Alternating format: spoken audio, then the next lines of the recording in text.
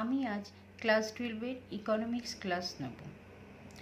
আমি আজকে তোমাদের ব্যাংক ব্যবস্থা বা ব্যাংকিং চ্যাপ্টারটি রিভিশন করাবো। এই চ্যাপ্টার থেকে যে যে প্রশ্ন আসে সেই প্রশ্নগুলোর মধ্যে থেকে কয়েকটি প্রশ্ন, ইম্পর্টেন্ট প্রশ্ন আমি তোমাদের আলোচনা করব। প্রথম প্রশ্ন দেখো দিয়েছি যে বাণিজ্যিক ব্যাংকের মূল কাজগুলি বর্ণনা করো। Describe the main functions of commercial bank. বাণিজ্যিক ব্যাংকগুলো কী কী কাজ করে আমি পয়েন্টগুলো এখানে লিখেছি। প্রথম কাজ কি করে? আমানত গ্রহণ।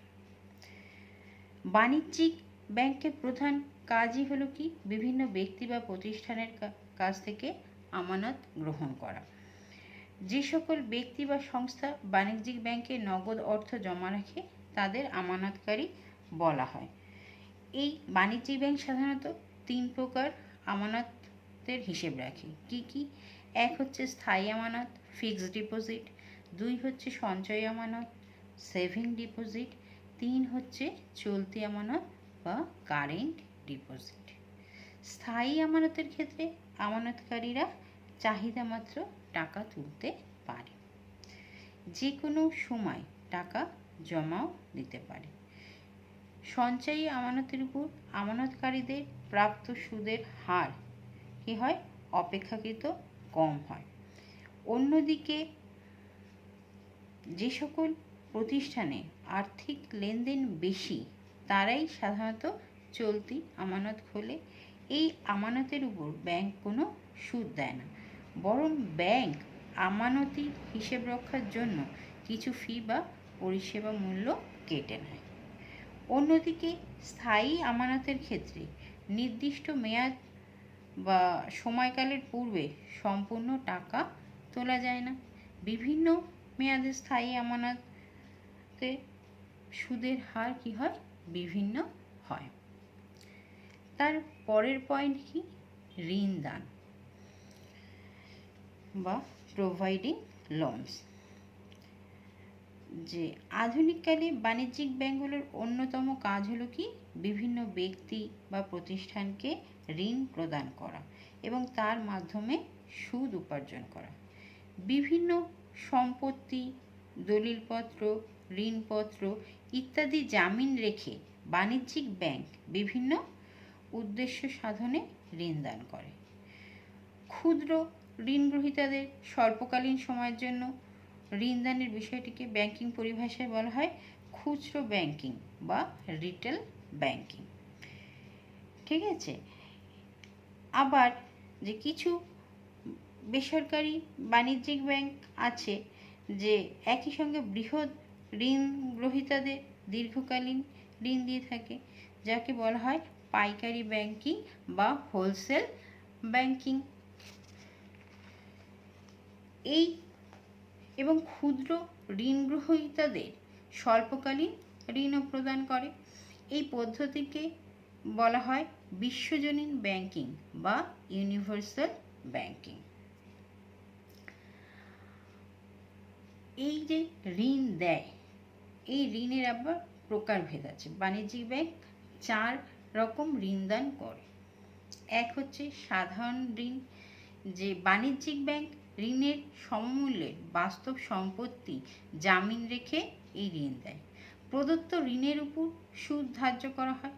বর্তমানে ভারতের বাণিজ্যিক ব্যাংকসমূহ ক্ষুদ্র ঋণ গ্রহীতাদের স্বল্পকালীন সময়ের জন্য ব্যক্তিগত প্রয়োজনে ঋণ, তারপর উচ্চশিক্ষা গ্রহণের জন্য ঋণ, গাড়ি কেনার জন্য ঋণ, গৃহ নির্মাণের জন্য ঋণ ইত্যাদি প্রদানে বেশি আগ্রহ দেখায়।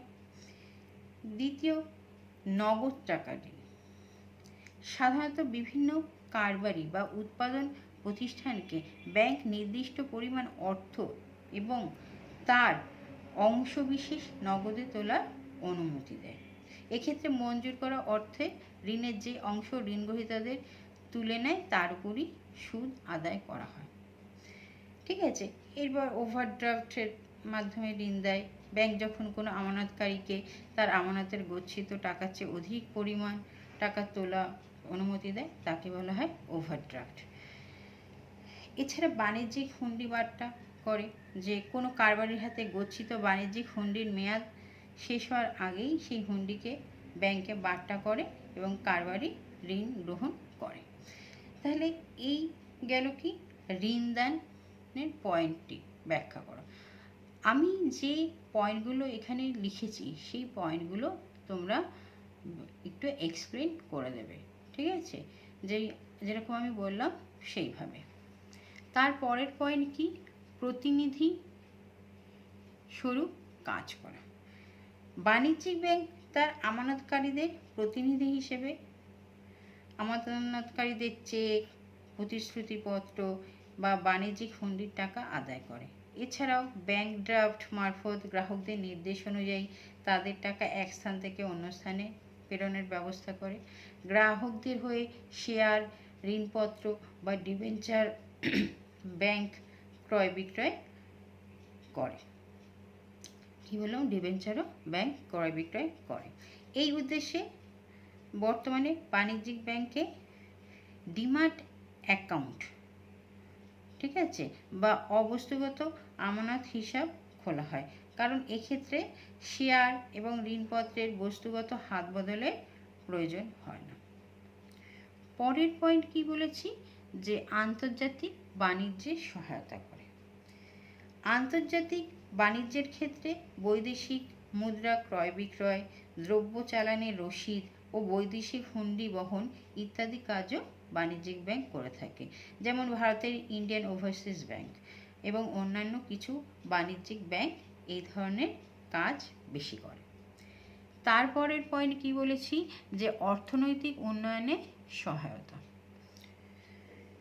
যে বেশিরভাগ উন্নয়নশীল দেশে গ্রামাঞ্চলে ব্যাংকের শাখার বিস্তার, অগ্রাধিকারপ্রাপ্ত ক্ষেত্রে ঋণদান, অর্থনৈতিক পরিকল্পনার বিভিন্ন উদ্দেশ্যকে বাস্তবে রূপদান ইত্যাদি কাজে বাণিজ্যিক ব্যাংকগুলো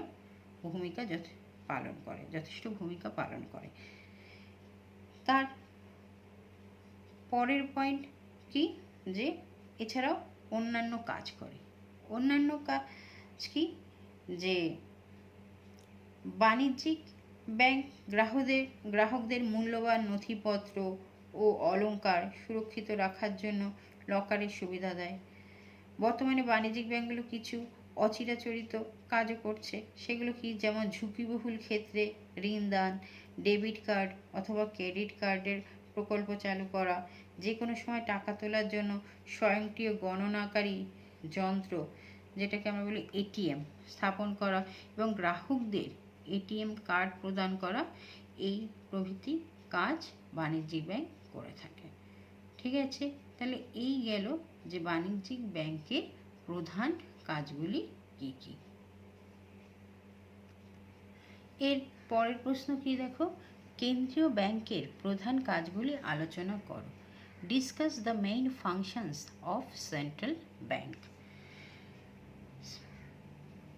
কেন্দ্রীয় ব্যাংকের প্রধান কাজগুলো কি কি আমি এখানে পয়েন্টগুলো লিখেছি, তারপর এই পয়েন্টগুলো কি করতে হবে, ছোট করে এক্সপ্লেন করে দিতে হবে। প্রথম পয়েন্ট হচ্ছে কি নোট প্রচলনের অধিকার। ঠিক আছে, একমাত্র কেন্দ্রীয় ব্যাংকের হাতে নোট ছাপানো বা নোট প্রচলনের অধিকার রয়েছে। কোনো বাণিজ্যিক ব্যাংকের হাতে এই অধিকার নেই। যেমন ভারতীয় রিজার্ভ ব্যাংক, ভারতের কেন্দ্রীয় ব্যাংক কি ভারতীয় রিজার্ভ ব্যাংক, ঠিক আছে, সর্বনিম্ন জমা পদ্ধতি অনুসরণ করে যে কোনো পরিমাণ নোট ছাপাতে পারে। পরের পয়েন্ট কি সরকারের ব্যাংকার হিসেবে কাজ করে। সরকারের ব্যাংকার হিসেবে কেন্দ্রীয় ব্যাংকের হাতে সরকারি হিসেব নিকেশের যাবতীয় দায়িত্বভার থাকে। এছাড়া কেন্দ্রীয় ব্যাংক সরকারের এজেন্ট বা প্রতিনিধি হিসেবে বিভিন্ন কাজ করে, যেমন সরকারি ঋণের হিসেব রাখা, সরকারি ঋণের উপর যথাসময়ে সুদ প্রদান করা ইত্যাদি কাজ কেন্দ্রীয় ব্যাংক করে। সরকারি রাজস্ব কেন্দ্রীয় ব্যাংকের কাছে জমা থাকে এবং সরকারি ব্যয়ের একটি বিরাট অংশ কেন্দ্রীয় ব্যাংকের মাধ্যমেই সাধিত হয়। এছাড়াও দেশের আর্থিক নীতি প্রণয়ন, সঞ্চয়, একত্রীকরণ, পরিকল্পনার জন্য অর্থ সংগ্রহ ইত্যাদি বিভিন্ন ক্ষেত্রে কেন্দ্রীয় সরকারকে উপযুক্ত পরামর্শ প্রদানের জন্য কেন্দ্রীয় ব্যাংক একটি গুরুত্বপূর্ণ ভূমিকা গ্রহণ করে। ভারতবর্ষে আরবিআই সরকারের ব্যাংকার হিসেবে কাজ করে। পরের পয়েন্ট কি, যে বিভিন্ন বাণিজ্যিক ব্যাংকের ব্যাংকার হিসেবে কেন্দ্রীয় ব্যাংক কাজ করে। যে বেশিরভাগ ক্ষেত্রেই দেশের বাণিজ্যিক ব্যাংকগুলিকে তাদের মোট আমানতের একটি নির্দিষ্ট অংশ কেন্দ্রীয় ব্যাংকের কাছে জমা রাখতে হয়। কেন্দ্রীয় ব্যাংক এই অনুপাতের পরিবর্তন করতে পারে। তারপর কি, কেন্দ্রীয় ব্যাংককে বাণিজ্যিক ব্যাংকের সর্বশেষ স্তরে ঋণদাতা বলা হয়, অর্থাৎ বাণিজ্যিক ব্যাংকগুলির ঋণের জরুরি প্রয়োজনে কেন্দ্রীয় ব্যাংকের উপরেই শেষ পর্যন্ত নির্ভর করে থাকে। কেন্দ্রীয় ব্যাংক নিকাশি ঘরেরও কাজ করে, অর্থাৎ বিভিন্ন বাণিজ্যিক ব্যাংকের মধ্যে যে লেনদেন হয় তার হিসেব ও নিকাশি ঘরের মাধ্যমে সমাধান হয়। ভারতে আরবিআই ব্যাংকিং নিয়ন্ত্রণ আইন অনুসারে বিভিন্ন বাণিজ্যিক ব্যাংককে যেমন নিয়ন্ত্রণ করে, তেমনি এই দায়িত্বগুলো পালন করে।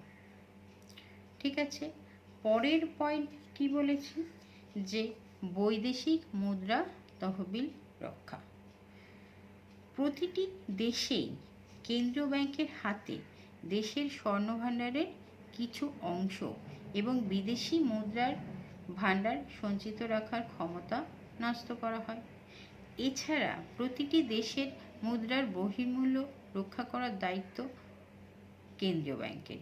এই উদ্দেশ্য সাধনের জন্য দেশে বিদেশি মুদ্রার আগমন ও নির্গমন নিয়ন্ত্রণ করে কেন্দ্রীয় ব্যাংক। পরের পয়েন্ট কি বলেছি, যে ঋণ নিয়ন্ত্রণ করা। কেন্দ্রীয় ব্যাংকের আরেকটি প্রধান কাজ হলো ঋণ নিয়ন্ত্রণ করা। দেশের অর্থনীতিতে ঋণের যোগান নিয়ন্ত্রণ করা কেন্দ্রীয় ব্যাংকের একটি প্রধান বা অন্যতম কাজ। প্রতিটি বাণিজ্যিক ব্যাংক তাদের মোট আমানতের কিছু অংশ কেন্দ্রীয় ব্যাংকের কাছে জমা রাখে। এই অবস্থায় কেন্দ্রীয় ব্যাংক বাণিজ্যিক ব্যাংক কর্তৃক আমানত সৃজনের প্রক্রিয়াকে নিয়ন্ত্রণের মাধ্যমে ঋণ নিয়ন্ত্রণ করে। যেমন কেন্দ্রীয় ব্যাংক বেশ কিছু পরিমাণগত ঋণ নিয়ন্ত্রণ পদ্ধতি প্রয়োগ করে। এগুলো হলো কি, ব্যাংক বাট্টার হার বা ব্যাংক রেট, পরিবর্তনশীল জমার অনুপাত বা ভেরিয়েবল রিজার্ভ রেশিও, খোলা বাজার কারবার বা ওপেন মার্কেট অপারেশন ইত্যাদি। এছাড়াও কেন্দ্রীয় ব্যাংক বেশ কিছু গুণগত বা নির্বাচনমূলক ঋণ নিয়ন্ত্রণ পদ্ধতি প্রয়োগ করে, যেমন পার্থক্যমূলক সুদের হারের নীতি ইত্যাদি। ভারতে আরবিআই বিভিন্ন সময় এই নিয়ন্ত্রণ বিধিগুলো প্রয়োগ করে এবং করছে। ঠিক আছে, পরের পয়েন্ট কি, যে পরিসংখ্যানগত তথ্য প্রকাশ। দেশের অর্থনীতির বিভিন্ন বিষয়ে পরিসংখ্যানগত তথ্য প্রকাশ করার দায়িত্ব কেন্দ্রীয় ব্যাংকের হাতে থাকে, যেমন অর্থ যোগান, বিদেশি মুদ্রা সঞ্চয়, আমদানি ও রপ্তানি মূল্য ইত্যাদি সংক্রান্ত পরিসংখ্যান সংগ্রহ ও প্রকাশ করে থাকে কেন্দ্রীয় ব্যাংক। ভারতে আরবিআই প্রতি মাসে আরবিআই বুলেটিন প্রকাশ করে। লাস্ট পয়েন্ট কি বলেছি, যে উন্নয়নমুখী কাজে সহায়তা করে। অর্থনৈতিক দিক থেকে অনুন্নত ও উন্নয়নশীল দেশগুলিতে নানা ধরনের উন্নয়নের কাজও এই কেন্দ্রীয় ব্যাংকের হাতে থাকে। দেশের কৃষি, শিল্প এবং সেবা ক্ষেত্রের প্রসারের জন্য যাতে উপযুক্ত পরিমাণ ঋণ সরবরাহ করা যায়, সেই জন্য কেন্দ্রীয় ব্যাংক বিভিন্ন আর্থিক প্রতিষ্ঠান গড়ে তোলার ক্ষেত্রে সহায়তা করে। যেমন ভারতের reserve bank, IDBI, IFCI SIDBI, NABARD প্রভৃতি আর্থিক প্রতিষ্ঠান গড়ে তোলার ক্ষেত্রে নানা পদক্ষেপ গ্রহণ করেছে। তাহলে এই গেল যে কেন্দ্রীয় ব্যাংকের প্রধান কার্যাবলী। ঠিক আছে, পরের কোশ্চেনটি দেখো যে কেন্দ্রীয় ব্যাংক ও বাণিজ্যিক ব্যাংকের মধ্যে পার্থক্য লেখো। Write the differences between the central bank and commercial bank. তাহলে কেন্দ্রীয় ব্যাংক ও বাণিজ্যিক ব্যাংকের মধ্যে পার্থক্যগুলো কি কি? প্রথম পার্থক্য কি? নোট প্রচলনের দিক থেকে কেন্দ্রীয় ব্যাংক ও বাণিজ্যিক ব্যাংকের মধ্যে পার্থক্য কি? কেন্দ্রীয় ব্যাংক কাগজি নোট ছাপানো ও প্রচলন করার একচেটিয়া ক্ষমতা ভোগ করে। ভারতে 1 টাকার নোট ও খুচরো পয়সা বাদে RBI সব ধরনের নোট ছাপে ও প্রচলন করে। কিন্তু বাণিজ্যিক ব্যাংকগুলো খুচরো মুদ্রা ও কাগজি নোট ছাপানোর কোনো ক্ষমতা নেই। ঠিক আছে, পরের পয়েন্ট কি? যে মুনাফা অর্জন। কেন্দ্রীয় ব্যাংক হলো দেশের সর্বোচ্চ আর্থিক কর্তৃপক্ষ। ব্যাংক সমাজের নেতা ও অভিভাবক। কাজেই দেশের আর্থিক শৃঙ্খলা রক্ষা ও স্থিতিশীলতা বজায় রাখার উদ্দেশ্যেই কেন্দ্রীয় ব্যাংক কাজ করে, মুনাফা অর্জনের জন্য নয়।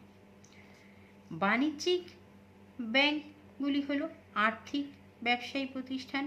এই ব্যাংকগুলি নিজ নিজ বাণিজ্যিক স্বার্থে কাজ করে এবং সর্বাধিক মুনাফা অর্জনের লক্ষ্যে পরিচালিত হয়। তার পরের পয়েন্ট কি? আমানত গ্রহণ ও ঋণ প্রদান। কেন্দ্রীয় ব্যাংক সরাসরি জনগণের কোনো ধরনের আমানত গচ্ছিত রাখে না বা জনগণকে ঋণ দেয় না। বাণিজ্যিক ব্যাংকগুলো জনসাধারণের কাছ থেকে ব্যাংকিং আইন অনুসারে বিভিন্ন ধরনের আমানত, যেমন সঞ্চয়ী আমানত, চলতি আমানত ও মেয়াদি আমানত গচ্ছিত রাখে এবং তার ভিত্তিতে ঋণ প্রদান করে। তার পরের পয়েন্ট কি? ঋণ সৃজন। কেন্দ্রীয় ব্যাংক যেহেতু কোনো আমানত গচ্ছিত রাখে না, তাই ঋণ সৃষ্টির কোনো সুযোগ নেই, অর্থাৎ কেন্দ্রীয় ব্যাংক আমানত সৃষ্টি করতে পারে না। কিন্তু বাণিজ্যিক ব্যাংকগুলির ক্ষেত্রে প্রাথমিক আমানত ও চেকের দ্বারা ঋণ প্রদানের মাধ্যমে যে সৃষ্ট আমানতের উদ্ভব হয়, তা থেকে কেন্দ্রীয় ব্যাংকের বরাদ্দ রিজার্ভ রেখে গুণক প্রক্রিয়ায় প্রত্যেকটি ঋণই আমানতের সৃষ্টি করে। তার পরের পয়েন্ট কি? যে আর্থিক পরিচালনা। কি বললাম? আর্থিক পরিচালনা। কেন্দ্রীয় ব্যাংক কেন্দ্রীয় ও রাজ্য সরকারের ব্যাংক হিসেবে কাজ করে। সরকারি মালিকানায় কেন্দ্রীয় ব্যাংক প্রতিষ্ঠিত হয়। সরকারি নীতি রূপায়ণে কেন্দ্রীয় ব্যাংক গুরুত্বপূর্ণ ভূমিকা পালন করে। কিন্তু বাণিজ্যিক ব্যাংকগুলি জনসাধারণের ব্যাংক হিসেবে কাজ করে। রাষ্ট্রায়ত্ত ব্যাংকগুলি কেন্দ্রীয় ব্যাংকের নির্দেশে কাজ করে। অনেক ক্ষেত্রেই বাণিজ্যিক ব্যাংকগুলি বেসরকারি উদ্যোগে গঠিত ও পরিচালিত হয়। তারপরের পয়েন্ট কি আছে? যে ঋণ নিয়ন্ত্রণ। দেশের সামগ্রিক অর্থের যোগান বা ঋণ নিয়ন্ত্রণের দায়িত্বভার থাকে কেন্দ্রীয় ব্যাংকের উপর। অর্থনৈতিক স্থিতিশীলতা ও স্থায়িত্ব রক্ষা করতে কেন্দ্রীয় ব্যাংক তার ঋণ নিয়ন্ত্রণ নীতির রদবদল করে। সর্বোপরি বাণিজ্যিক ব্যাংকগুলির কাজকর্ম নিয়ন্ত্রণ ও তদারকি করে থাকে কেন্দ্রীয় ব্যাংক। কিন্তু দেশের অর্থের যোগান বা ঋণ নিয়ন্ত্রণের ক্ষেত্রে বাণিজ্যিক ব্যাংকগুলি কোনো ভূমিকা নেই। কেন্দ্রীয় ব্যাংকের নির্দেশ মতো বাণিজ্যিক ব্যাংকগুলি নগদ রিজার্ভের অনুপাত এবং বিধিবদ্ধ তারল্য অনুপাত বজায় রাখে এবং কেন্দ্রীয় ব্যাংকের ঋণ নিয়ন্ত্রণে সহযোগিতা করে মাত্র। ঠিক আছে, তার পরের পয়েন্ট কি বলেছি, যে বিনিময় হার। রপ্তানি থেকে প্রাপ্ত বৈদেশিক মুদ্রা ও বৈদেশিক ঋণ কেন্দ্রীয় ব্যাংকের কাছেই জমা থাকে। দেশের স্বর্ণভাণ্ডার রক্ষা করা এবং দুটি দেশের মুদ্রার মধ্যে বিনিময় হার বা এক্সচেঞ্জ রেট নির্ধারণের বিষয়ে কেন্দ্রীয় ব্যাংক গুরুত্বপূর্ণ দায়িত্ব বা ভূমিকা পালন করে। কিন্তু বাণিজ্যিক ব্যাংকগুলি দেশের বৈদেশিক মুদ্রা বা স্বর্ণভাণ্ডার সংরক্ষণ করতে পারে না। তাদের বিনিময় হার নির্ধারণ করারও সুযোগ নেই। অবশ্য বাণিজ্যিক ব্যাংকগুলো বৈদেশিক মুদ্রা কেনাবেচা করতে পারে। তার পরের পয়েন্ট কি বলেছি, যে ঘাটতি অর্থসংস্থান। যে কেন্দ্রীয় ব্যাংক ঘাটতি অর্থসংস্থান বা ডেফিসিট ফিন্যান্সিং নীতি অনুসরণ করে অর্থের যোগান বৃদ্ধি করেও ঋণ দেয়। সরকারি বাজেটে প্রাপ্ত রাজস্বের তুলনায় ব্যয় বেশি হলে কেন্দ্রীয় ব্যাংক নতুন নোট ছাপিয়ে সেই ঘাটতি পূরণ করতে পারে। কিন্তু ঘাটতি অর্থসংস্থানের ক্ষেত্রে বাণিজ্যিক ব্যাংকগুলির কোনো ভূমিকা নেই। লাস্ট পয়েন্ট কি বলেছি, যে অর্থের কারবারি। যে কোনো দেশের নগদ টাকার উৎস হলো কি, কেন্দ্রীয় ব্যাংক। দেশের অর্থনৈতিক উন্নয়ন, মুদ্রাস্ফীতি ও মন্দা ইত্যাদি প্রতিরোধে কেন্দ্রীয় ব্যাংকের ভূমিকা ও দায়িত্ব সবচেয়ে বেশি। বাণিজ্যিক ব্যাংকগুলি হলো ঋণ ও আমানতের কারবারি। আমানত গ্রহণ, ঋণ প্রদান, সাধারণ পরিষেবা, চেক ভাঙানো, লকারের ব্যবস্থা এবং আমানতকারীদের প্রতিনিধি হিসেবে বিভিন্ন কাজ বাণিজ্যিক ব্যাংক করে। তাহলে এই হলো কেন্দ্রীয় ব্যাংক ও বাণিজ্যিক ব্যাংকের মধ্যে পার্থক্য। পরের প্রশ্নটি কি, কেন্দ্রীয় ব্যাংকে ঋণ নিয়ন্ত্রণ পদ্ধতি আলোচনা করো। এই প্রশ্নটা কিন্তু খুব important. Discuss the methods of credit control of this central bank. কেন্দ্রীয় ব্যাংক প্রধানত দুটো পদ্ধতিতে ঋণ নিয়ন্ত্রণ করে। ঠিক আছে, প্রথম পদ্ধতি কি, গুণগত ঋণ নিয়ন্ত্রণ পদ্ধতি, আর দ্বিতীয় হচ্ছে পরিমাণগত ঋণ নিয়ন্ত্রণ পদ্ধতি।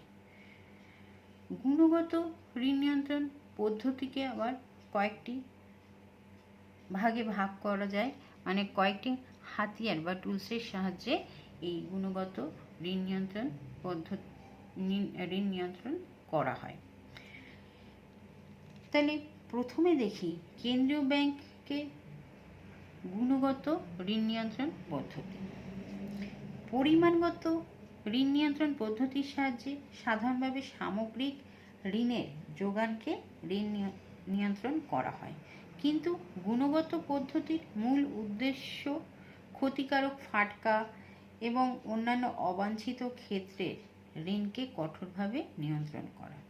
বিশেষ বিশেষ ক্ষেত্রে ঋণের গুণাগুণ বিচার করে নিয়ন্ত্রণ করা হয় বলে একে বলা হয় গুণগত ঋণ নিয়ন্ত্রণ বা নির্বাচনমূলক ঋণ নিয়ন্ত্রণ পদ্ধতি। ঠিক আছে, প্রথম কি, প্রান্ত নিয়ন্ত্রণ। ফাটকা বাজার যাতে ঋণের সুযোগ নিতে না পারে তার জন্য বিধিনিষেধমূলক অন্যতম নির্বাচনমূলক ব্যবস্থা হিসেবে প্রান্ত নিয়ন্ত্রণ ব্যবস্থার গুরুত্ব বিশেষভাবে উল্লেখযোগ্য। কি বললাম, যে ফাটকা বাজার যাতে ঋণের সুযোগ নিতে না পারে তার জন্য বিধিনিষেধমূলক অন্যতম নির্বাচনমূলক ব্যবস্থা হিসেবে প্রান্ত মানে মার্জিন নিয়ন্ত্রণ ব্যবস্থার গুরুত্ব বিশেষভাবে উল্লেখযোগ্য। এই পদ্ধতি দ্বারা কেন্দ্রীয় ব্যাংক লগ্নিপত্র ক্রয়ের জন্য ঋণের ক্ষেত্রে একটি ন্যূনতম জামিনের পরিমাণ নির্ধারণ করে দেয়। বাণিজ্যিক ব্যাংকগুলো এই ধরনের ব্যক্তিদের ঋণদানের ক্ষেত্রে কেন্দ্রীয় ব্যাংকের নির্দেশ মতো প্রান্ত বাড়িয়ে দিয়ে ওই ধরনের ঋণের পরিমাণের উপর হ্রাস টানে। দ্বিতীয় পয়েন্ট কি বলেছি, ভোগকারীর ঋণ নিয়ন্ত্রণ। যে কিস্তিবন্দি শর্তে ক্রয় বিক্রয়ের ক্ষেত্রে নির্বাচনমূলক ঋণ নিয়ন্ত্রণের ব্যবস্থার অন্যতম পদ্ধতি হিসেবে ভোগকারীর ঋণ নিয়ন্ত্রণ নীতি প্রয়োগ হয়ে থাকে। এই নীতি অনুযায়ী অর্থনৈতিক স্থিতাবস্থার প্রয়োজনে স্থায়ী ভোগ্যপণ্যের ক্রয় বিক্রয়ের ক্ষেত্রে কিস্তির সংখ্যা হ্রাস এবং প্রথম প্রদেয় থোক টাকার পরিমাণ বৃদ্ধি করা হয়। তারপরের পয়েন্ট কি, ঋণের সর্বোচ্চ বরাদ্দ। নির্বাচনমূলক ঋণ ব্যবস্থার অন্যতম পন্থা ঋণ বরাদ্দ ব্যবস্থা অনুযায়ী নির্দিষ্ট উদ্দেশ্যে অনুমোদিত ঋণের পরিমাণ নিয়ন্ত্রণ করা। এই পদ্ধতি অনুযায়ী কেন্দ্রীয় ব্যাংক বিশেষ উদ্দেশ্যে ঋণের ক্ষেত্রে সর্বোচ্চ সীমা বেঁধে দেয়। পরের পয়েন্ট কি বলেছি, প্রত্যক্ষ ব্যবস্থা। কেন্দ্রীয় ব্যাংক সময় সময় বাণিজ্যিক ব্যাংকগুলিকে ঋণদানের ক্ষেত্রে বিশেষ বিশেষ নীতি অনুসরণ করতে নির্দেশ দেয়। কিন্তু যেসব ব্যাংক ওই নির্দেশ অনুসরণ করে না বা নির্দেশ অনুসরণ না করে পরিপন্থী কাজ করে, কেন্দ্রীয় ব্যাংক শাস্তি হিসেবে ওইসব ব্যাংকের বিল প্রভৃতি পুনর্বাট্টা করতে অস্বীকার করে। প্রয়োজনে ওই ধরনের ব্যাংকগুলিকে সতর্ক করে দেয়। তাতেও কাজ না হলে তার পরিচালক সমিতি ভেঙে দেয়। চরম ব্যবস্থা হিসেবে ব্যাংকটির দরজা চিরতরে বন্ধ করে দেওয়ার ক্ষমতা কেন্দ্রীয় ব্যাংকের কাছে থাকে। তারপরে পয়েন্ট কি বলেছি, নৈতিক প্রণোদন। কেন্দ্রীয় ব্যাংক মাঝে মাঝেই পরিবর্তিত পরিস্থিতি সম্পর্কে উপদেশ, অনুরোধ, উপরোধ প্রভৃতি বাণিজ্যিক ব্যাংকগুলিকে করে থাকে। বিশেষ কোনো সময় কেন্দ্রীয় ব্যাংকের কার্যকরী প্রধান বাণিজ্যিক ব্যাংকগুলির প্রধানদের সঙ্গে মিলিত হয়ে গৃহীত আর্থিক নীতির বাস্তব রূপায়নে সঠিক কোন নীতি বাণিজ্যিক ব্যাংকগুলির পক্ষে অনুসরণযোগ্য সেই সম্পর্কে প্রয়োজনীয় পরামর্শ দেয়। এইবার পরিমাণগত ঋণ নিয়ন্ত্রণ পদ্ধতি। ঠিক আছে, পরিমাণগত ঋণ নিয়ন্ত্রণ পদ্ধতিতে কেন্দ্রীয় ব্যাংক তিনটি হাতিয়ার ব্যবহার করে। প্রথম কি, ব্যাংক রেটের পরিবর্তন। যে ন্যূনতম সুদের হারে কেন্দ্রীয় ব্যাংক বাণিজ্যিক ব্যাংকগুলিকে ঋণদান করে তাকেই বলে কি, ব্যাংক রেট। একে বাট্টার হারও বলা হয়।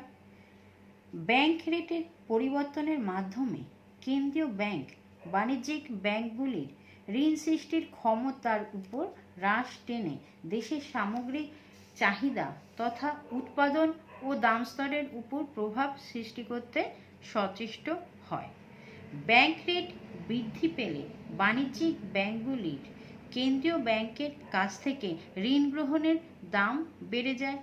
ফলে তারা পূর্বের তুলনায় কম পরিমাণে ঋণ নেয়। অন্যদিকে ব্যাংক রেট বেড়ে গেলে বাণিজ্যিক ব্যাংকগুলিও তাদের সুদের হার বাড়িয়ে দেয়।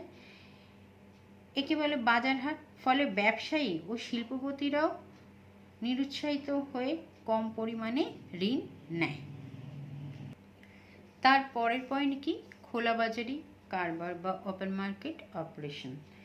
কেন্দ্রীয় ব্যাংক কর্তৃক খোলাবাজারে সরকারি ঋণপত্র, বন্ড, বিল অথবা সিকিউরিটি ক্রয় বিক্রয়কে বলে খোলাবাজারি কারবার বা ওপেন মার্কেট অপারেশন। সরকারি ঋণপত্র প্রভৃতি কেন্দ্রীয় ব্যাংক বিক্রয় করলে ক্রেতারা বিভিন্ন বাণিজ্যিক ব্যাংকের চেকের মাধ্যমে তা ক্রয় করে। ফলে বাণিজ্যিক ব্যাংকগুলির ঋণযোগ্য তহবিল কমে গিয়ে বাজারে টাকার যোগানের হ্রাস ঘটিয়ে মুদ্রাস্ফীতির চাপ কমিয়ে দেয়। লাস্ট পয়েন্ট কি, নগদ জমার হারে পরিবর্তন। যে প্রতিটি বাণিজ্যিক ব্যাংককে আইন অনুযায়ী আবশ্যিকভাবে কেন্দ্রীয় ব্যাংকের কাছে তার স্থায়ী ও চলতি আমানতের একটি নির্দিষ্ট অংশ তথা ন্যূনতম অনুপাত কেন্দ্রীয় ব্যাংকের কাছে জমা রাখতে হয়। কেন্দ্রীয় বাণিজ্যিক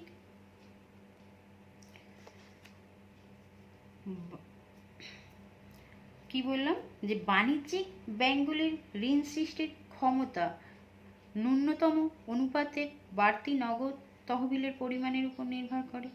বাড়তি নগদ তহবিলের পরিমাণ যত বেশি হবে, বাণিজ্যিক ব্যাংকগুলোর ঋণ সৃষ্টির ক্ষমতাও তত বেশি হবে। কেন্দ্রীয় ব্যাংক তার কাছে প্রদেয় আবশ্যিক নগদ জমার অনুপাত ন্যূনতম হার বাড়িয়ে দিলে বাণিজ্যিক ব্যাংকের ঋণ সৃষ্টির ক্ষমতাও সংকুচিত হয়ে পড়ে। ঠিক আছে, তার পরের প্রশ্নটি গিয়ে দিয়েছে, দেখো, বাণিজ্যিক ব্যাংকের ব্যাংকার হিসেবে কেন্দ্রীয় ব্যাংক কি কি কাজ করে? What are the functions of the central bank as a banker to commercial bank?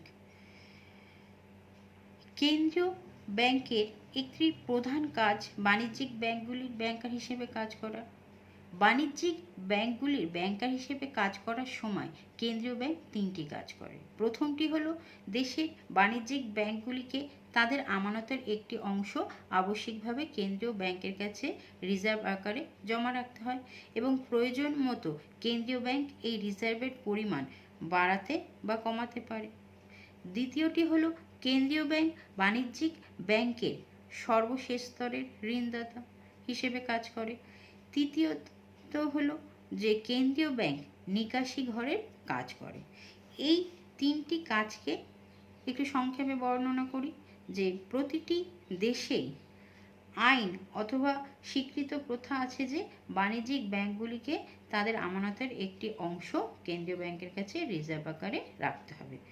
বাণিজ্যিক ব্যাংকগুলি জনসাধারণের কাছ থেকে যে আমানত সংগ্রহ করে সেই আমানতের একটি অংশ তারা রিজার্ভ আকারে রেখে দেয় এবং বাকি অংশ তারা জনসাধারণকে ঋণ দেয়। এই ঋণ থেকে প্রাপ্ত সুদই বাণিজ্যিক ব্যাংকগুলির মুনাফার উৎস। কিন্তু ব্যাংকগুলির নিরাপত্তার জন্য, অর্থাৎ ব্যাংকগুলি যাতে প্রয়োজনে আমানতকারীদের টাকা ফেরত দিতে পারে, তার জন্য প্রতিটি দেশেই কেন্দ্রীয় ব্যাংক বাণিজ্যিক ব্যাংকগুলোর আমানতের একটি অংশ রিজার্ভ আকারে জমা রাখে।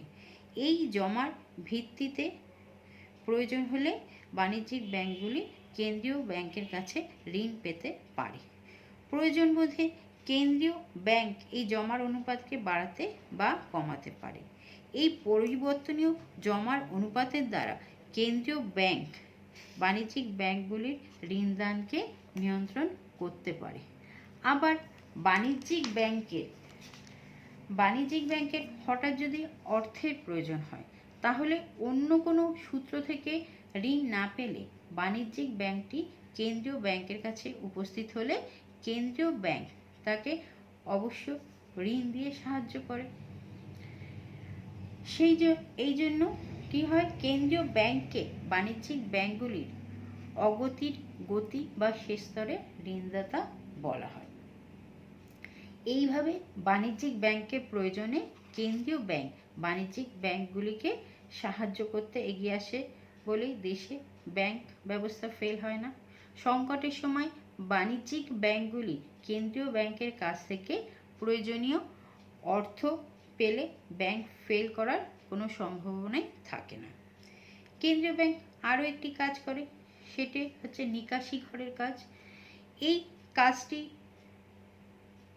এইভাবে ব্যাখ্যা করছি যে কোনো একটি নির্দিষ্ট সময় বিভিন্ন ব্যাংকের কাছে আমানতকারীরা বিভিন্ন চেক আদায়ের জন্য জমা দেয়। এই চেকগুলি বিভিন্ন ব্যাংকের উপর ড্র করা। ধরো কোনো আমানতকারী স্টেট ব্যাংকের কাছ থেকে একটি চেক জমা দিলেন, যে চেকটি ইউনাইটেড ব্যাংক অফ ইন্ডিয়ার উপর ড্র করা। স্টেট ব্যাংক এই চেকের উল্লেখিত অর্থ ইউবিআই থেকে সংগ্রহ করবে। সেই রকম ইউবিআইতে হয়তো কোনো চেক জমা পড়তে পারে যে চেকটি এসবিআই এর উপর ড্র করা। সেক্ষেত্রে ইউবিআই এই চেকের টাকাটি এসবিআই এর কাছ থেকে সংগ্রহ করবে। এভাবে প্রতিটি ব্যাংকেরই অন্য ব্যাংকগুলির কাছে কিছু টাকা পাওনা হয়। আবার প্রতিটি ব্যাংকই অন্য ব্যাংকগুলিকে কিছু টাকা দিতে হয় এই চেকে, এই ধরনের চেক জমা পড়ার ফলে। এই ধরনের চেকগুলির অর্থ আদান প্রদান নিকাশি ঘরের মাধ্যমে হয়ে থাকে। যেহেতু সমস্ত বাণিজ্যিক ব্যাংকগুলিরই কেন্দ্রীয় ব্যাংকের কাছে আমানত আছে, সেই জন্য কেন্দ্রীয় ব্যাংক বিভিন্ন ব্যাংকের মধ্যে এই লেনদেনগুলির সমন্বয় সাধন করতে পারে খুব কম অর্থ ব্যবহার করে। এই নিকাশি ঘরের কাজের জন্য নগদ অর্থের ব্যবহার খুব কম রাখা সম্ভব হয়। পরের প্রশ্ন দেখো যে ব্যাংক রেট কাকে বলে? What is bank rate? ঠিক আছে, ব্যাংক রেট হলো কেন্দ্রীয় ব্যাংকের সুদের হার। বাণিজ্যিক ব্যাংকগুলি যখন কেন্দ্রীয় ব্যাংকের কাছ থেকে ঋণ নেয় তখন বাণিজ্যিক ব্যাংকগুলিকে কেন্দ্রীয় ব্যাংককে এই হারে সুদ দিতে হয়। অর্থাৎ কোনো দেশের কেন্দ্রীয় ব্যাংক যখন ঋণপত্র জমা রেখে বাণিজ্যিক ব্যাংকগুলিকে টাকা ধার দেয় তখন কেন্দ্রীয় ব্যাংক বাণিজ্যিক ব্যাংকগুলির কাছ থেকে যে সুদের হার আদায় করে সেই সুদের হারকেই ব্যাংক রেট বলে।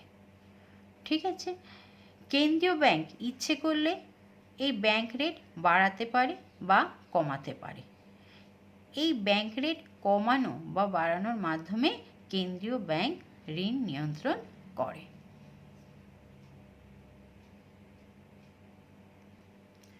পরের প্রশ্নটি দেখো, এটি আজকের এই ক্লাসের লাস্ট কোশ্চেন। খোলা বাজারের কার্যকলাপ কাকে বলে? What is open market operation? খোলা বাজারের কার্যকলাপ এই কথাটি দুটি অর্থে ব্যবহৃত হয়, একটি ব্যাপক অর্থে এবং অপরটি সংকীর্ণ অর্থে। সংকীর্ণ অর্থে খোলা বাজারের কার্যকলাপ বলতে আমরা কেন্দ্রীয় ব্যাংক কর্তৃক বাজার থেকে সরকারি ঋণপত্রগুলি কিনে নেওয়া বা বাজারে সরকারি ঋণপত্র বিক্রি করাকেই বুঝি।